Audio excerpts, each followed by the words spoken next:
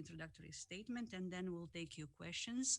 So, Dr. Kluge, without further ado, please, the floor is yours. Good morning, good afternoon, everyone. This is more than ever pandemic times for Europe. But pandemic times do not necessarily mean dark times. Today, I will take you through the epidemiological situation, the way we look at it, how we can address it proportionally and timely, and what we should avoid. Let me start with the numbers.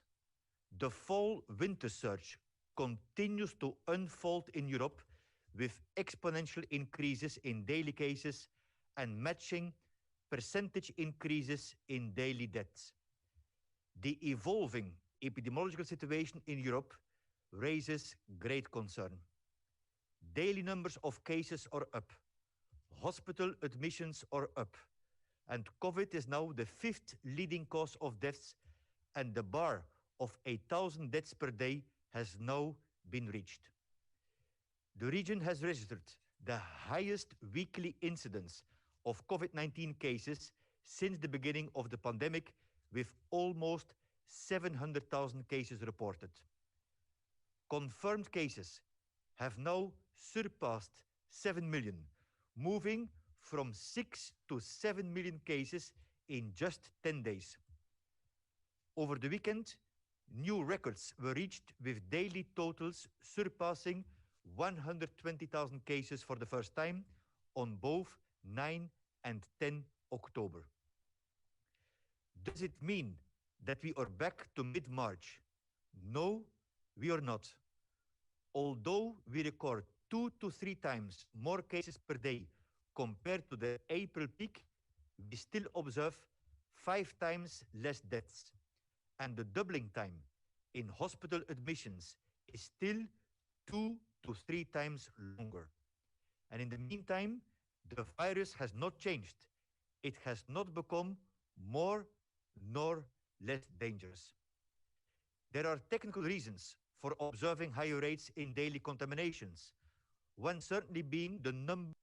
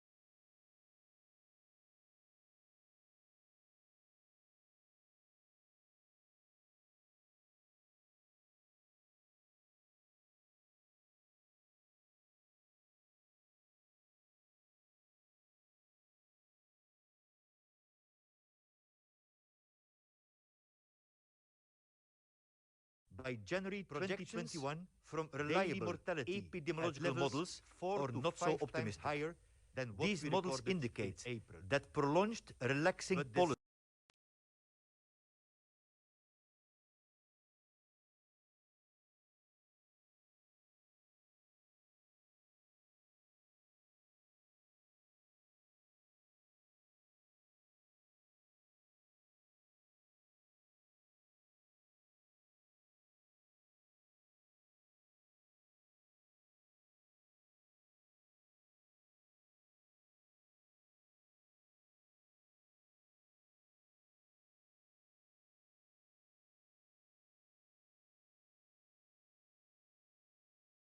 save up to 281,000 lives by February 1 across our 53 member states region.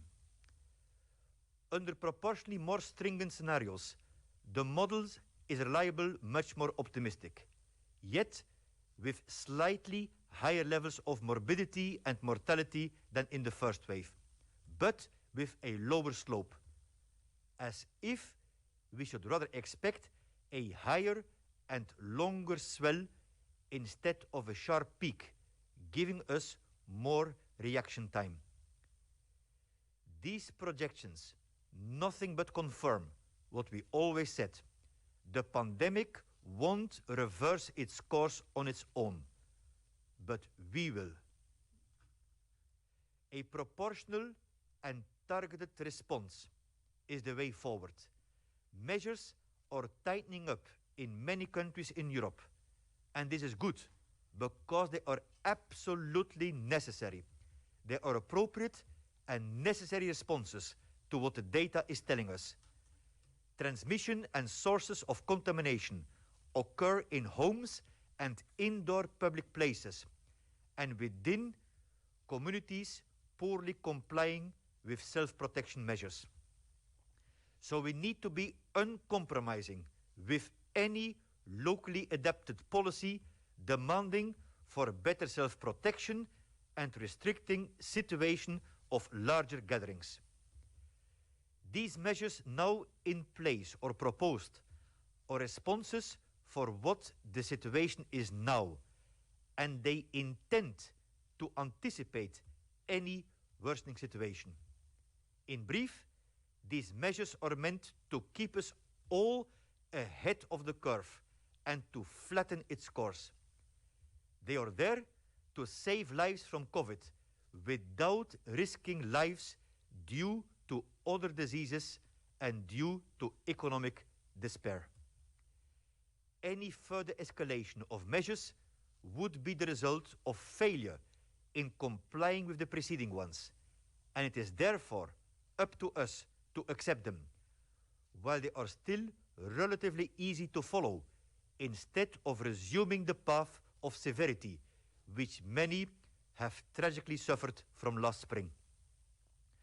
A question that comes to me with great insistence now is whether WHO Europe is for or against country lockdown. And let me be clear on that. I have repeatedly insisted in these press events that the pandemic today is not the pandemic yesterday. Not only in terms of its transmission dynamic, but in the ways we are now equipped to face it. Similarly, what we called lockdown 6 months ago is not what we would call it today.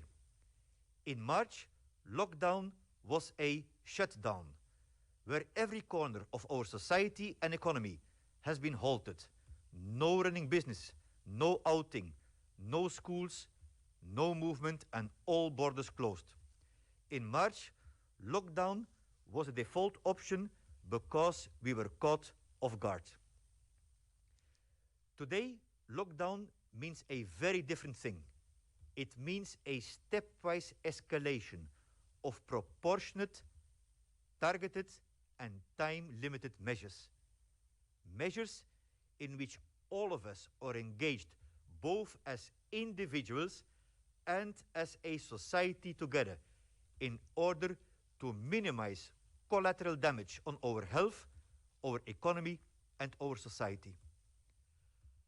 Our message is that any nationwide tightening up decisions must consider both the direct risks and the collateral damage associated with the pandemic, such as mental health, for which we need to bring mental health care to the community and address stigma and misinformation, such as gender-based domestic violence, why we need to look out for each other and keep social services running, collateral damage on the students, and we should do everything in our power to keep the schools open, and we need specific policies in place for at-risk children with special learning needs or health conditions. Collateral damage due to rupture in the prevention and management of other health events, such as cancer, routine immunization, and cardiovascular diseases. Hence, we need a dual-track health system response. The economic vulnerability, that's why we need safety nets for everyone in need, to cut the red tape and provide additional support services, including mental health. We need to take care of our exhausted health and other frontline workers. Survey, compensate them, act decisively. And all of these risks are to be closely monitored together with the COVID-19 data monitoring. We call upon governments and people alike to express empathy and engage in social dialogue, particularly with those most impacted by the restrictive measures, so that hope, engagement, and trust prevails among them. Thank you.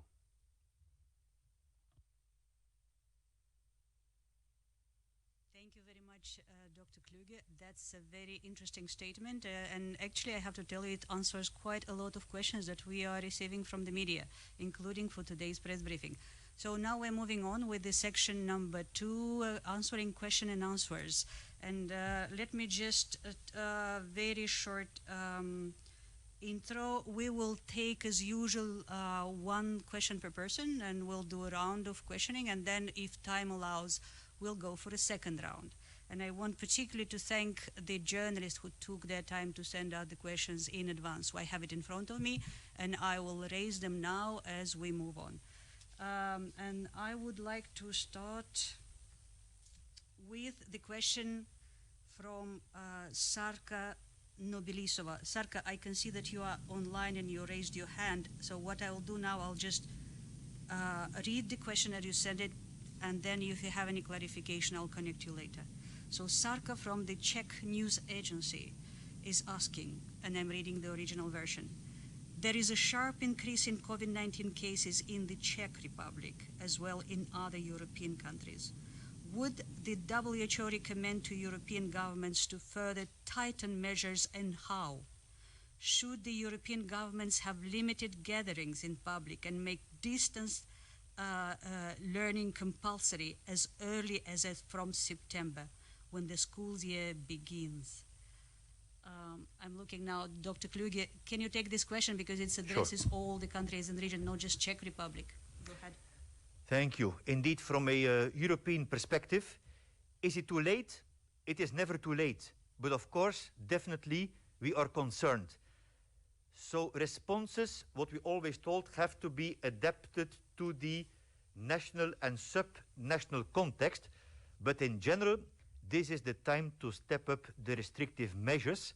As I was mentioning, with lockdowns as a very, very last resort, we know much better than in March what can and what needs to be done. I was quoting in my press statement that with measures such as generalized and systematic mask wearing in public and private places and strict control on social gatherings, reliable epidemiological models estimate that 281,000 deaths could be saved in 6 months in the whole WHO European region. So the key issue is that each time strict measures are being implemented, it is to avoid that more strict measures will have to be followed through. So it's a stepwise process, proportionate, targeted, and time limited. But definitely, this is the time to step up all of those measures based by epidemiological data, and the data not only based on the COVID figures, but as I mentioned, on all the other potential collateral damages from which the people and the economy suffered in March and April.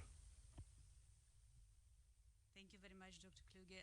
Now we have a question from Oskar Gorzinski from the Polish Press Agency. Oskar, I cannot see you online, but in the Zoom, but I hope you're following us on the social media channels. So Oskar is asking, in a number of countries, including Israel and to some extent Poland, school opening has been linked with recent rapid increases in the number of new COVID cases.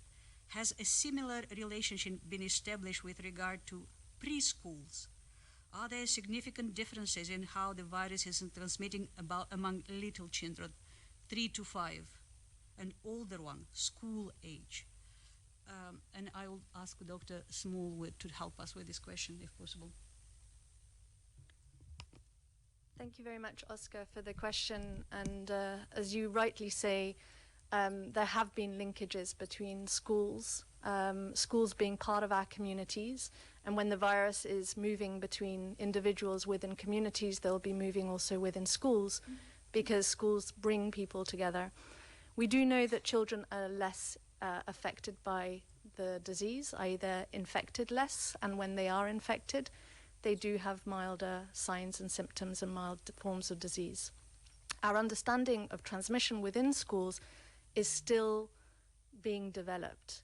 It's only now that since September and since the return of schools over the summer period that we're really beginning to capture some of that data, and we're looking at that data extremely closely within the European region.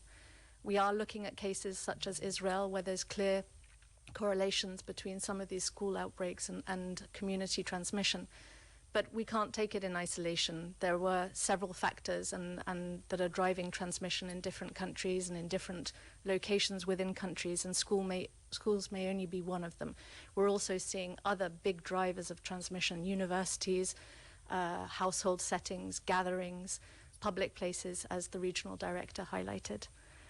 The issue here is, how do we deal with the fact that schools may be a location for transmission, but are also essential places for our children to be educated in? And our position has been that schools should be prioritized and kept open for as long as possible. And so that may mean making sacrifices in other parts of our lives in order to keep our children educated. So it's a very tough, complex situation. Every situation needs to be looked at very carefully, and sometimes school closures may be on the table where there is widespread community transmission. But as the regional director says, there are some measures that should be kept as on the table, but as a last resort, and we would certainly consider schools in that same category.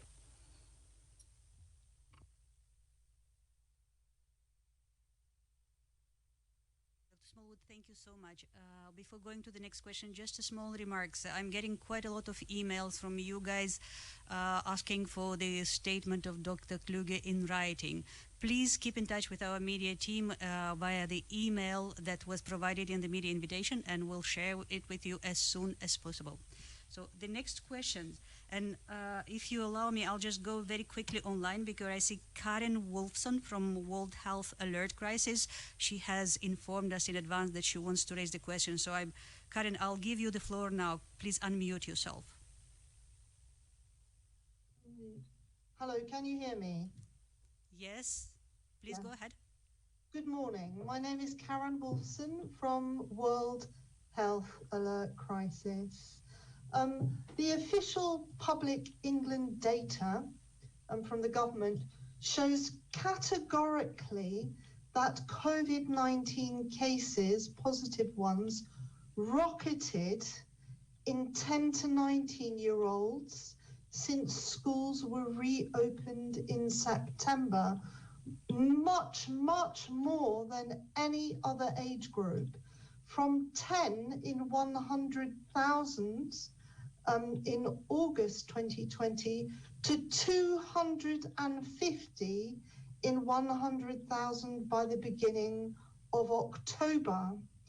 So that's a very high amount. And despite, that is, the fact that testing was almost impossible in the UK as well as around the world and in Europe, children are rarely tested, and which makes the plight of children disappear from the data. And children have no right of reply, they have no unions, and their parents, the majority, who are not the wealthy and powerful parents who want their children at school, but they are the... Karen, I'm very sorry. Can I just ask you to shorten and to go straight to the questions? And well, my question is, why are children being subjected to a herd immunity approach when we actually know that they can get ill. It's not a mild disease in all of them, and we have no idea how many of them end up in hospital because there's a lot of misdiagnosis. Thank you very much, Karen. Thank you so much. So we'll just try to answer your extensive questions. I'm looking at Dr. Smallwood. Can you please help us, Dr. Smallwood? Thanks. Thank you, Karen, for the question. And yes, thank you for quoting some of the numbers around children in the UK and in England specifically. I think when we look at the age group from 10 to 19, there are significant differences also within that, and these need to be taken in.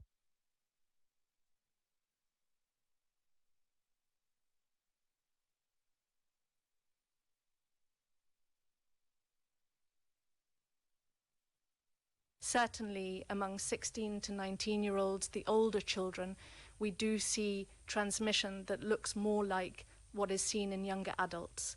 And that's certainly borne out in the UK with the large university outbreaks that we've seen over the past few weeks as students have gone to university for the first time or are returning to halls of residence. And that's where we do see conditions where younger individuals are living together, socializing together, and the disease, the virus is able, and the conditions are there for the virus to spread. Yes, of course, children do have disease. WHO's position, and the position I think I understand is implemented in most countries, is that all suspect cases of COVID-19 are tested. This does not set them aside or treat them any differently to other cases or adults that are showing signs of disease. It may be that less testing takes place because there are more milder courses of the disease, and many children may be positive or asymptomatic and may not be demonstrating signs of illness. So all of these things need to be taken together. Certainly, we do need to look at the transmission within children. We do see deaths among children, especially children who may have other vulnerabilities. They are not taken to be different from anyone else in our communities. Thank you for the question. Thank you, Dr. Smallwood. Karen, if you still have any other questions or something, please keep in touch by email. We'll try to answer all the aspects that you raised today. We're moving on with a question from Sara Kovac. She's from the Slovenian press agency. Sara sent us 3 questions, so I'll start with the first one in the first round. How do you evaluate the current restrictions in European countries are taking in order to stem the rising infection? Are they sufficient? To what extent the governments, in your opinion, follow the recommendations by scientists and health professionals? This is a very important question I would like to address to Dr. Kluge. Right, thank you, Sarah. So it's a time to step up the measures. We learned a lot from the first time around, and what we saw is wherever and whenever the policy response was prompt and drastic, the response was effective. But the virus has also shown merciless. Whenever there was delay, partisanship, disinformation, or denial. So a lot is in our hands, in the hand of the governments and the hands of the people. Again, this is to be contextualized, but if you look at the average, as I was mentioning in the press statement, overall, we are indeed concerned, and it is the time to step up the measures, but again, in a gradual way. And some countries, of course, which are at the top epidemiologically, have to go much more further than the other ones.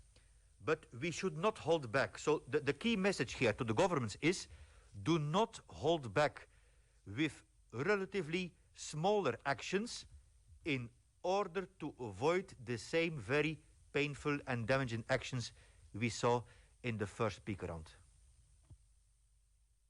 If you allow me, can I follow up with the questions from Konstantinos Davanis from the Hellenian public television in Greece? Actually, something very much linked with what you just mentioned, and the question is about fatigue.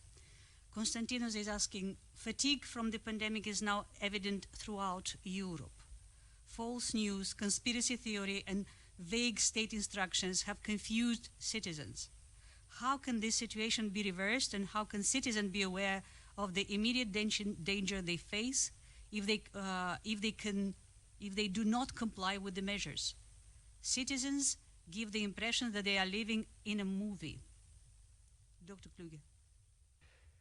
Yes, these are indeed unprecedented times, definitely. 2 weeks ago, the office here convened a meeting with the chief medical officers of all our member states exactly on this topic, on pandemic fatigue, because our survey in 27 countries showed that in some countries up to 60% of the people are really tired, fatigued of the restrictive measures. And we have presented a policy framework to help countries to address this pandemic fatigue, which maybe is the #1 challenge that we are facing today. So a number of points here. The first one is to keep the finger on the pulse, know what's living in the communities. So instead of pointing the finger, gather the data. And this is ongoing in many countries, whether the West or the East. The second then is based on those data to engage the communities. In a number of countries, the teachers, the students are being asked to co-design measures how students can go back to the schools and the universities in order to keep those open. So to co-create solutions with the voice of the community, and particularly influencers, youth influencers, is very important. Ultimately, it's about new innovative ways to be happy, to be social, and it's amazing how many creative solutions there are. We also know this a bit from the vaccination times, so there are different strategies, but one size does not fit all. And that comes back to where I finished the press brief this morning, the press statement. It's empathy. It's very important to show empathy. Yesterday, President Macron in France, when announcing more tight measures, was telling it is hard to be 20 in the year 2020. To show the leadership showing empathy and engaging in social dialogue, especially with those people hit most hard, is very important. Thank you very much, Dr. Kluge. Now we have a question, I think, for Dr. Smallwood, also from Konstantinos. He is asking about the winter season. Winter is upon us, and both the flu and the coronavirus will potentially cause major problems in the health system. There is a lot of debate about who should be vaccinated against flu, especially with the question of whether all children should be vaccinated, as cases in school increase dangerously. So I would like to ask you if all school-age children should be vaccinated, or if they should only be vaccinated in high-risk groups. Dr. Smallwood, please advise. Thank you, Luba. And yes, to answer the question and to be very specific, I think the question around influenza, i.e. seasonal flu, is addressed at who should be vaccinated, not for COVID vaccination, as I understand. We are not, as far as I understand, yet seeing increased circulation of influenza in our children's populations associated with schools. That just something I wanted to clarify before answering the question. In terms of how countries should prepare for the flu season, yes, absolutely. Flu certainly has the potential to add major complexity to our response systems, both in terms of managing COVID-19, but also in terms of adding an additional layer of burden on our already stretched health systems. So the current advice that WHO has is twofold, and I'll just highlight two aspects of this. One is continue to monitor flu circulation in your populations. Do not forget to look for the virus, keep a very close eye on it, and let's hope that the flu circulation, the flu virus circulation remains low, as it has over the summer and as it has in other hemispheres at different seasons. Second, we need to prevent circulation of flu, and vaccination, of course, is a very key component in preventing seasonal influenza circulation. WHO's current guidance, based on its scientific advisory group, is that vaccination programs should continue. So that means that specific at-risk groups for influenza that are different than they are from COVID should continue to be prioritized.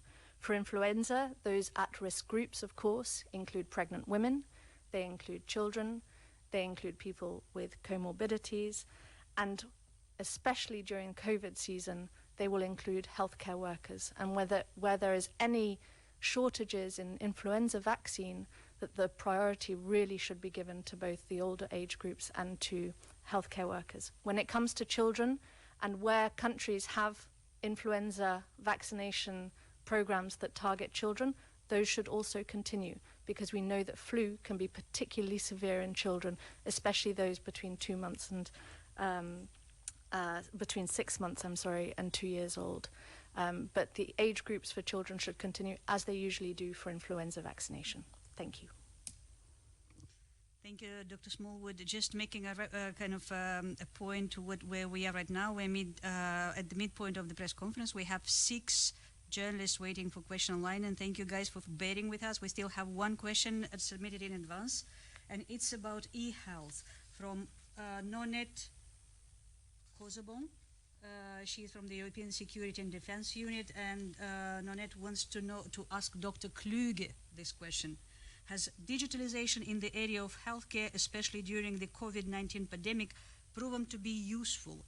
And do you see critical issues, for example, with regard to the data protection?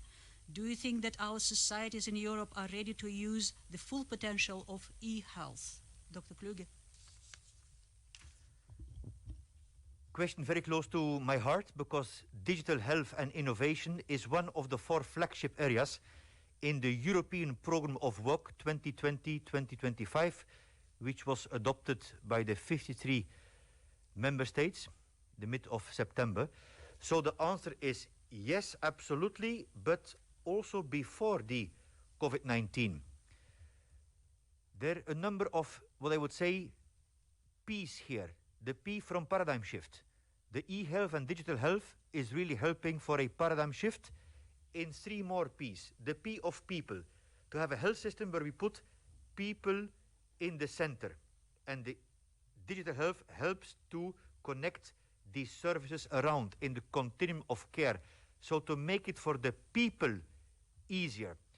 The second P is of professionals, that it empowers our health and social care professionals to have a connected file with data.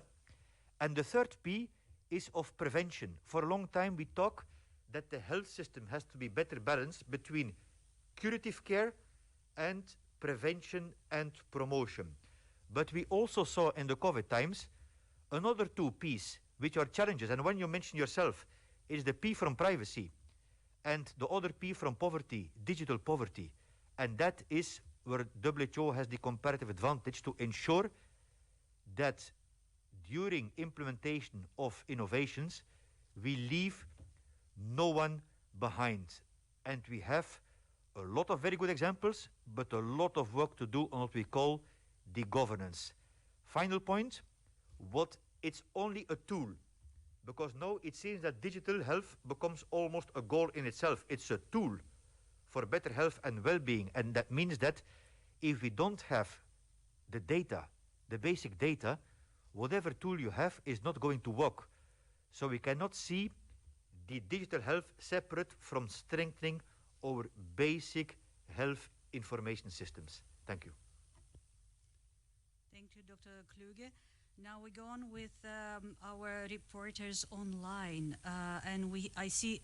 I'll give the floor one by one, guys. So in order of the list. So first we have Ismir Milovic from N1 Bosnia. Ismir, can you unmute yourself, please? Hi, can you hear me? Yes. Okay, so my question is practically in line of what Dr. Kluge have said at the start of the press conference. the current picture is pretty dark when it comes to the numbers. So my question is, how do you see situation in the Western Balkans? Because all countries here in the region are recording the highest numbers since the pandemic started. We are small countries, but when a country such as Croatia records 750 cases a day, that's a huge for us here. So what is your current view of the situation, and what should we expect in the future if the numbers continue rising as they are rising at this moment? Thank you so much. Thank you, Ismir. I'm actually looking at the moderators, and I would like to ask both of them to comment because there are general message, but also more technical ones. Dr. Kluge, do you want to start?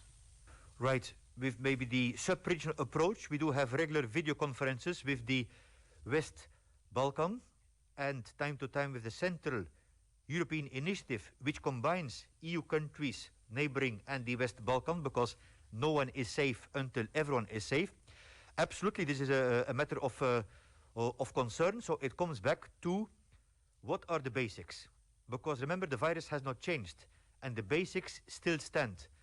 We need a strong leadership from the country, from the government, with a strong risk communication. Communication has to be based on data, on science, and has to be clear and consistent, and has to include some concrete action points, and again, express empathy with the people.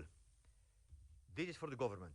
And then for the people, our behavior will determine a lot how the course of the pandemic will go forward. And we know what needs to be done.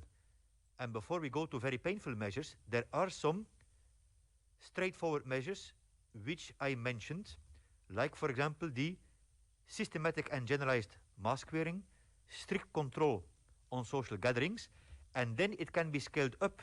Teleworking in many instances, unless it cannot be done, is another one.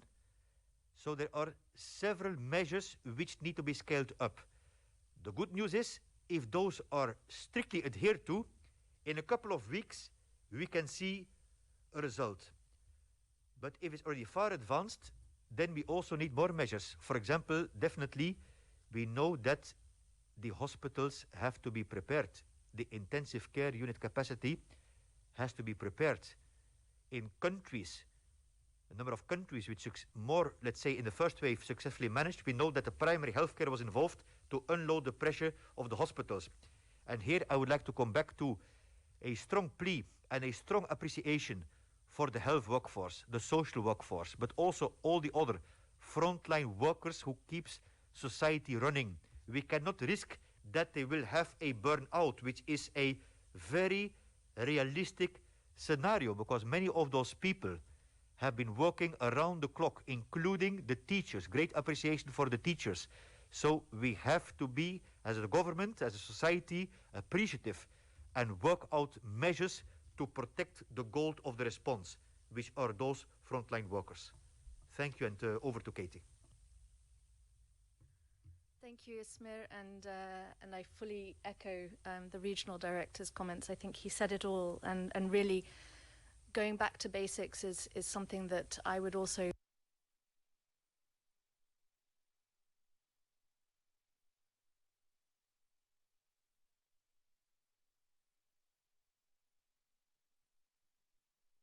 highlight. The other thing I would highlight is learning from the 10 months or so that we've been in this pandemic and not repeating past mistakes. So here there's a lot to know, to recognize. We are not where we were in February, March. We have learned a lot.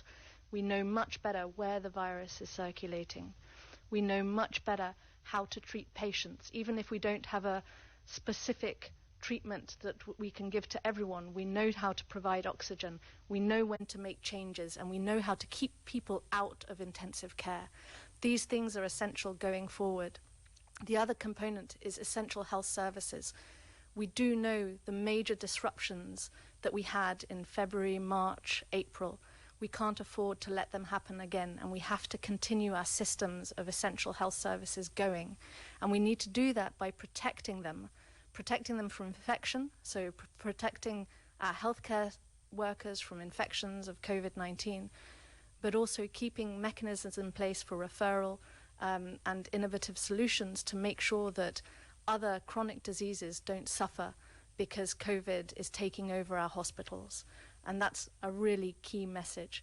The other component here, and that's just what I want to end on, is keeping the infection out of our most vulnerable groups. As the regional director said, our death rates can be kept low if we make sure that we protect our most vulnerable. And there have been increasing instances over the past few weeks of outbreaks occurring once again in long-term care settings, such as nursing homes for our older age groups. Now, we need to avoid that from happening, and that's something that the Western Balkans has put a lot of attention on and will continue to have to do over the winter period. Thank you. Thank you very much, both of you, for these strong and very clear messages. We're moving on with Jeremy Lange from Radio France Internationale. Jeremy? Yes, thank you for taking my question. Just a quick one. According to a Geneva epidemiologist, the very small particles, up to 70% of all contaminations could be due to those really small particles, like I'm talking about the airborne transmission. So I was wondering if you have any comment on that. Do you think that it could actually explain why Europe is actually in this situation? Thank you. Merci, Jeremy. I hope Dr. Smallwood can take this question. Dr. Smallwood? Thank you, Jeremy. And I can't comment on the specific epidemiologist that you're quoting because I'm not quite sure who. But of course, the aspect of transmission of COVID-19 is something that we continue to look at, and we continue as an organization to compile all relevant research and to look at it in a holistic manner. And we do update, and we have in the past, as you all know, updated our technical recommendations based on how we learn about the virus. Currently, we do know and we do believe that in certain closed or confined settings, there can be transmission of COVID-19 through an airborne route, and our recommendations match that knowledge of the science. But it comes down to proximity and duration. That is what drives transmission, and that is what we need to look at in terms of how we provide recommendations both at the individual level and also at the community and at the government level. It comes back to those simple things of respiratory etiquette, wearing a mask where appropriate, washing our hands, and maintaining a good, safe physical distance, and avoiding closed or confined spaces, whether they are in our homes, in private parties, in public spaces. These are really simple rules to follow, and they don't cost anything at all. So if we do that, we can really make sure that we prevent transmission of all types and forms, because we do know that there are different modes of transmission, and we just need to apply these simple measures that are universally true. Thank you so much, Dr. Smallwood. The next question comes from Russia, from the online news platform news.ru. Igor Kanavin online. Igor, please. Hello? Yes, can you hear us? Hello?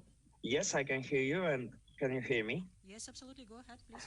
So thank you so much. My question is, what can you say about the situation with coronavirus in Russia? Unfortunately, the number of cases is increasing and has already reached record levels.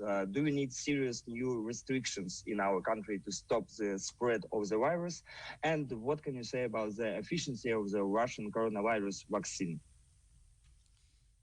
Thank you very much, Igor. Can I take the advantage of a recent visit you, Dr. Kluge, had in Russia to start answering this question by you, and then probably Dr. Smallwood can add some figures. Please go ahead, Dr. Kluge. Спасибо вам большое, Igor, for the question indeed. 2 weeks ago, I had my first official visit to the Russian Federation as the region director, and it included field visits after a meeting with the Prime Minister Mishustin, the Minister of Health, Mikhail Albertovich Murashko, and then Rospotrebnadzor, Anna Yurovna Popova, and also the Minister of Foreign Affairs, Sergei Lavrov. and the mayor of Moscow, Mr. Sobyanin. I went to a telemedicine center even in Moscow to look how the healthcare workers were managing thousands of COVID-19 patients with mild or no symptoms, and also the volunteers who took the Sputnik V vaccine through telemedicine, which was quite impressive. I mean, we're now documenting this experience. What was very positive as well is the fact that the healthcare workers are getting compensated also with insurance. This is something that is definitely a practice that we are promoting, and economic support. In fact, the Russian Federation was one of the first countries who provided microeconomic support. And yes, it's true that not only in the Russian Federation, as I was telling many other countries, the cases are on the rise. And it's always a delicate balance in any country between protecting the health of the population, the social and the economic consequences, what I call the collateral damage, and the well-being of the people. But I saw, for example, in Moscow that the measures were being tightened as well, and we're now working together with the Institute of Health Metrics and Evaluation to also work together on projections. On the vaccine, as I was mentioning also in the media and to TASS, so the Russian Federation has a long proven track record of vaccine manufacturing, development and uptake. I think, for example, on poliomyelitis, on smallpox, on yellow fever. So all the capacity is there. The phase 1 and phase 2 results were published in The Lancet. But as with any other vaccine, of course, we need to wait till we see all the data for the phase 3, which is when many more people get the vaccine, and particularly the safety is being measured. So I am very grateful to the Russian Federation for these efforts, particularly that the government was telling that there will be, in case that the vaccine would be WHO qualified, that then there would be the principle of solidarity also for other countries, which is very, very important, because that's something I'm concerned, namely access to all countries to a COVID-19 vaccine in the WHO European region. So we need this solidarity very much. I'm very, very extremely appreciative. But of course, like any other vaccine, we have to go through the phase 3 to make any definite results. Data are being shared with WHO, so the process is going on. Dr. Smallwood, anything to add on the technical part?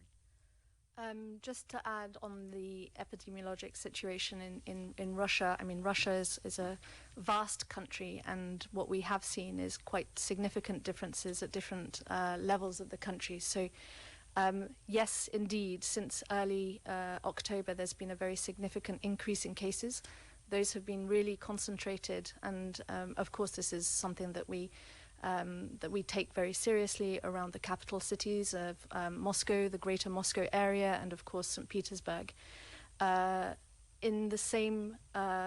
the same time, and this is what we would expect to see and will have an impact on the transmission, we've seen measures being taken in those settings. So we've seen designation of more hospital beds for COVID, we've seen preparations made at the health facility level, and we've also seen new measures being implemented in terms of asking people to work from home, taking advantage of school holidays to ask people to take individual measures, and then more restrictions on the occurrence of gatherings in public places. So we have seen impact on the health system. We've seen responses from the local authorities, and we expect to see an impact on the epidemic curve due to that. Thank you, both of you. And we have the Swedish Svenska Dagbladet. We have Gunilla von Hall on the call.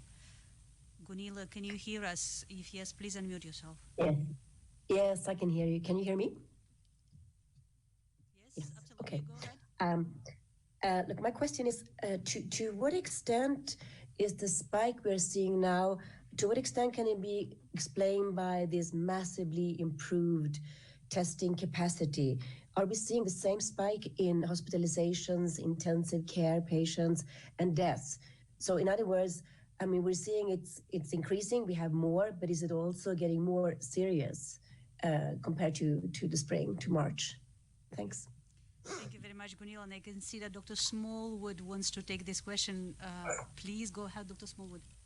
I can start, and perhaps the regional director would like to add a couple of points. But Gunilla, I think it's not a simple yes or no answer. It's a question of both things that you say are true. Are we at the same spot as in February, March? No, as the regional director said. We are seeing, in terms of numbers, pure numbers, very significantly higher numbers being reported. But we, as I've said before, we need to look beyond those numbers now. They don't tell the story on their own. In terms of testing, in the month of September, we saw 4 million Europeans tested for COVID-19 each week on average. That's more than double what was seen earlier this year. So yes, we are testing more, and we are capturing a much more significant proportion of the overall numbers of cases. So comparing what the curve looked like in March to what it looks like now, it's really comparing apples and pears. Now, on the other hand, when we look at hospitalizations, we need to look at both things. One, total numbers. If we look at total numbers, no, hospitalizations are still much, much lower, less than 25% of what they were in the earlier months. However, if you look at the trend, that's what we need to focus on.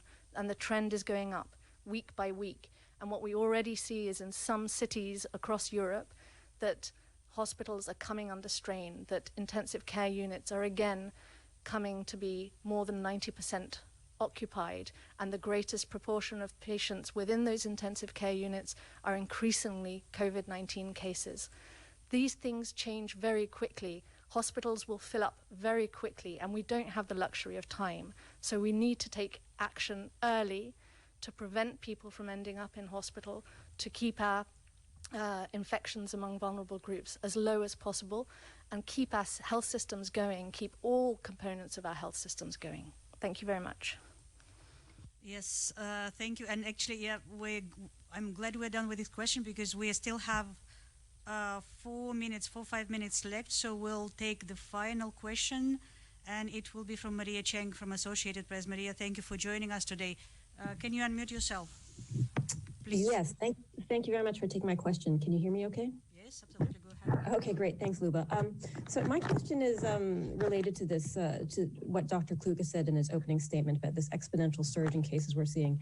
How much of that can we attribute to mistakes made by governments and maybe releasing their lockdowns too quickly, as WHO did warn about doing that too quickly without having the proper testing and tracking systems in place? I mean, was it sort of foolish for countries to encourage people to go back to work, to travel, to go out and eat without having these systems in place? And how damaging do you think these U-turns are, that people are told, go back to work, go travel, it's fine, but now we are entering, another lockdown period?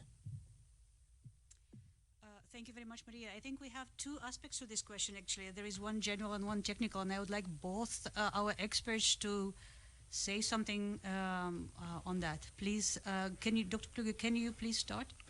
Yes, I would say straightforward, it's a balance. It's a mixture, but the situation was not sustainable.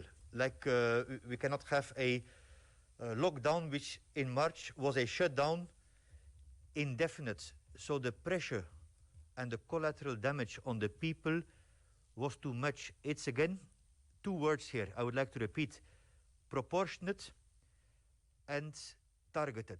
And I think that's what needs to happen and had to happen. We did publish at the time a policy framework how to transition out of the lockdown, and we are now in the process of updating it, because it still remains the same. It has 4 considerations: epidemiologically, your health system capacity, the people behavior, and the micro and macroeconomic consequences with in-between data and communication. So it has to be done in a comprehensive approach, but not from 0 to nothing. That's true. It has to be in a gradual way, and it's like cycling, a little bit forwards, a little bit backwards, because we will have to live with the virus still for a while. So it is finding this balance. If very strict measures are to be implemented, and in some cases in Europe this is the time to do it, then the key issue is to take those couple of weeks to beef up, as you say, the test, track, trace, isolate capacity, to take really advantage of those tough times to beef up the capacity. Thank you. Dr. Small, anything to add to this? Only to add, Maria, that yes, you are right. Our systems are by no means perfect, and there are major differences across different countries, of course. Contact tracing and testing are cornerstones of this, and our recommendation is that, as imperfect as they may be, countries need to continue to implement them. And even as the swell of cases occurs, we need to continue to try and test every case, identify and trace all contacts, and continue with those. Then the importance of swift, decisive, and clear implementation of measures. Of course, as situations change, so will the measures that need to be implemented. And this comes down to very clear messaging from authorities, from governments, both between different levels of government, but most importantly to the public. And of course, your question alludes to confusion among people on what they should or shouldn't be doing. And of course, that's something that needs to be managed. We don't have the luxury of time. Decisions do need to be taken on the basis of the facts that we have, and they do need to change. But those changes do need to be coherently communicated. Dear moderators, can I ask you forgiveness and ask you for an extra minute of your attention, because I see Isabel Ewing from Hungary in Budapest, and she's a journalist who is following very closely our press conference. I want to give her the floor. Is it okay with you? Isabel, go ahead, unmute yourself. Thank you. Thank you very much for getting to me finally. Can you hear me? Yes, very well. Thank you so much. I just have a quick question for Dr. Kluge. Now, you've mentioned that lockdowns are a very last resort, and that governments should begin with smaller, more targeted actions. What about measures like circuit breakers, like what Wales has just implemented? Is that a proportionate measure to you? Thank you. I know this is being debated. Let's say, comes back a number of points here. First, if it is implemented, then the time has to be taken to further develop the basics, as Katie was telling, the test, track, trace, isolate. So really to take the advantage to get the basis in order. Number two, to do it indeed time limited. But maybe the most important point is that it's not, again, a panacea. It cannot be taken in isolation, because if the people suffer this hardship because of that measure, and then it is lifted, and then the people, for example, would not adhere to the basic public health measures, then the effect will wane very quick. So it has to be seen in a comprehensive approach, and if it is implemented, definitely we need to have to look at the dashboard of the potential collateral damages to protect the mental health of the people, the economic health, the students, etc. Thank you, Dr. Kluge. Dr. Smallwood, nothing to add. So we are now